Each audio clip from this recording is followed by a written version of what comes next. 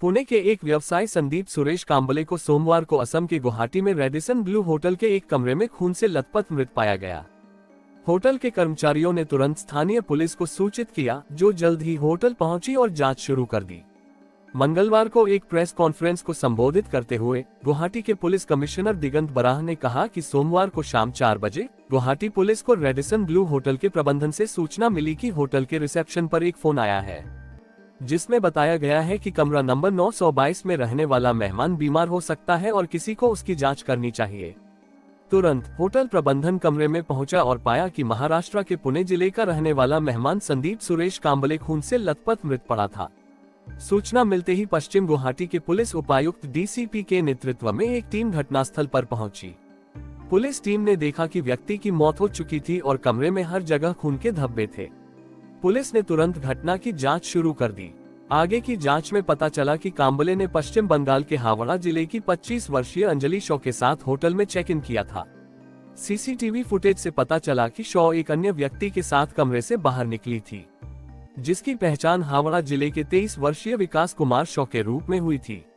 इसके बाद मंगलवार को पीड़ित के भाई विशाल कांबले से एक प्रथम सूचना रिपोर्ट एफआईआर भी प्राप्त हुई और इसे गुवाहाटी के जालुकबारी पुलिस स्टेशन में भारतीय दंड संहिता आईपीसी की धारा 302/34 के तहत मामला संख्या 53/24 के तहत दर्ज किया गया।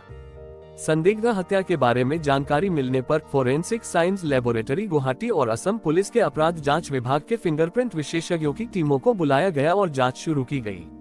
पीड़ित का विवरण रेडिसन ब्लू होटल के रिकॉर्ड से लिया गया और पाया गया कि वह पश्चिम बंगाल के हावड़ा जिले के संतरागाछी पुलिस स्टेशन के अधिकार क्षेत्र के तहत दक्षिण बक्सरा की निवासी एक महिला अंजलि शॉ के साथ सोमवार को दोपहर करीब 12:30 बजे होटल में चेक इन किया था। उन्होंने बताया, अंजलि का विवरण उसकी फोटो पहचान आईडी के साथ मिला। होटल के सीसीटीवी फुटेज के विश्लेषण से पता चला कि अंजलि उसी दिन दोपहर करीब 2 बजे एक अन्य व्यक्ति के साथ कमरे से निकली थी। जब सीसीटीवी फुटेज में तीसरे व्यक्ति की हरकत देखी गई तो पता चला कि वह भी उसी होटल के कमरा नंबर 1024 में ठहरा हुआ था।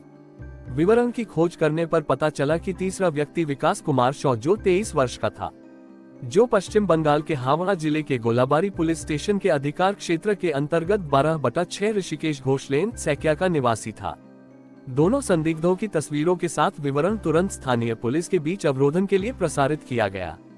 गुवाहाटी में लोकप्रिय गोपीनाथ बोरदोलोई अंतर्राष्ट्रीय हवाई अड्डे पर उनके नामों की आगे जांच करने पर पता चला कि अंजलि और विकास दोनों ने पश्चिम बंगाल के कोलकाता के लिए हवाई टिकट बुक किया था और उनके प्रस्थान का समय रात 9 बजे था। जिस मोबाइल फोन से होटल रिसेप्शन पर कॉल आया वह संदिग्धों में से एक विकास का निकला।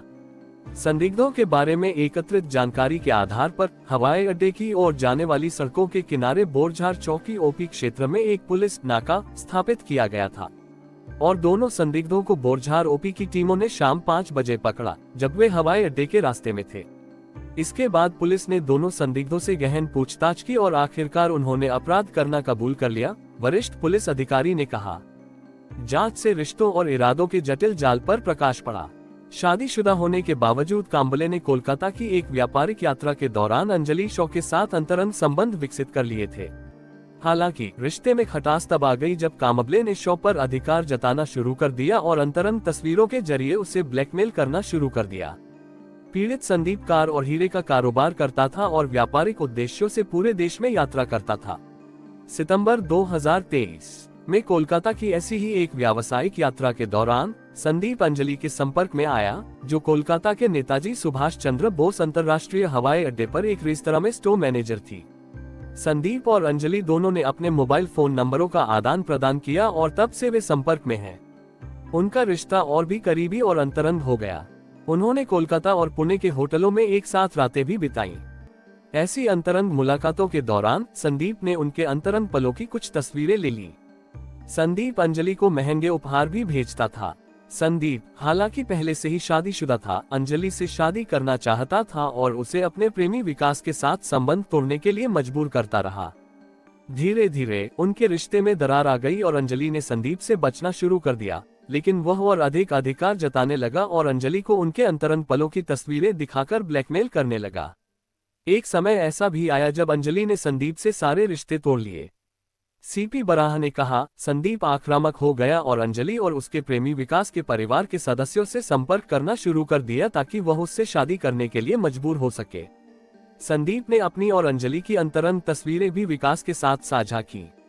जब अंजलि को नियमित यातना सहन करने में और परेशानी हुई तो उसने विकास के साथ मिलकर संदीप से होटल में मिलने और उसके फोन छीनने की योजना बनाई ताकि ब्लैकमेलिंग बंद हो सके।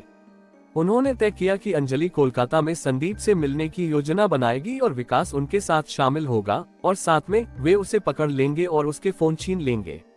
उन्होंने इस योजना को अंजाम देने के लिए संदीप को बेहोश करने की भी योजना बनाई और तदनुसार अंजलि ने संदीप को खिलाने के लिए एंटी डिप्रेसेंट गोलियां, नींद की गोलियां और भांग से भरे लड्डू, गोल मिठाई लाए।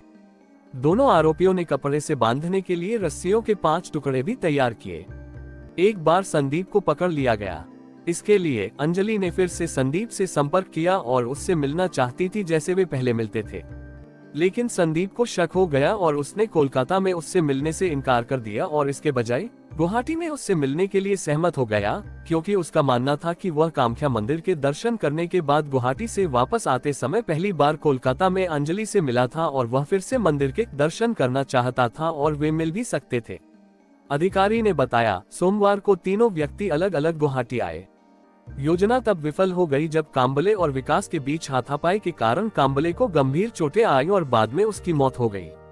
इसके बाद संदिग्ध घटनास्थल से भाग गए, लेकिन एयरपोर्ट जाते समय पुलिस ने उन्हें पकड़ लिया। अंजलि ने LGBI में संदीप से मुलाकात की और फिर रेडिसन ब्लू होटल के लिए रवाना हो गई, जहां उन्होंने कमरा नंबर 922 में चेक इन किया। ये जानकारी अंजलि ने विकास को दी और वह भी होटल पहुंच गया और कमरा नंबर 1024 में चेक इन किया। अंजलि ने अपने होटल के कमरे का दरवाजा खुला रखा ताकि विकास अंदर आ सके। दोपहर करीब 2 बजे विकास ने योजना के अनुसार अंजलि और संदीप के कमरे में प्रवेश किया। उसके बाद विकास और संदीप के बीच हाथापाई हुई। हाथापाई के दौरान संदीप गंभीर रूप से घायल हो गया और बाद में उसकी मौत हो गई। संदीप को बेहोशी की हालत में और नाक से बहुत ज्यादा खून बहता हुआ देखकर उन्होंने होटल के कमरे से बाहर निकलने का फैसला किया। उसके बाद दोपहर करीब 3 बजे अंजलि और विकास होटल से निकले और पहले कोलकाता के लिए ट्रेन पकड़ने के लिए गुवाहाटी के कामाख्या रेलवे स्टेशन गए, लेकिन बाद में उन्होंने अपनी योजना बदल दी और उस दिन रात 9 बजे की फ्लाइट पकड़ने का फैसला किया, जहां उनकी टिकटें पहले से बुक थी। तदनुसार वे LGBI की ओर भाग रहे थे जब उन्हें रोका गया, हिरासत में लिया गया और अंत में गिरफ्तार कर लिया गया। उन्होंने आगे बताया, कहा, पुलिस ने महत्वपूर्ण साक्ष्य बरामद किए हैं, जिनमें खून से सने कपड़े, पीड़िता का मोबाइल फोन, गांजा, मिली मिठाइयां, अवसाद रोधी गोलियां और नींद की गोलियां शामिल हैं। इसके अलावा संदिग्धों के मोबाइल फोन में आपत्तिजनक बातचीत भी शामिल है। गुवाहाटी पुलिस ने संदीप के खून से सने आरोपियों के कपड़े, पीड़िता का मोबाइल फोन, भांग के लड्डू, अवसाद रोधी गोलियों और नींद की गोलियों के स्ट्रिप्स और दोनों आरोपियों के मोबाइल फोन बरामद किए हैं, जिनमें चैट के जरिए उन्होंने पूरी घटना की योजना बनाई थी। दोस्तों, कहानी अच्छी लगी हो तो क्राइम नेट चैनल को सब्सक्राइब जरूर करें।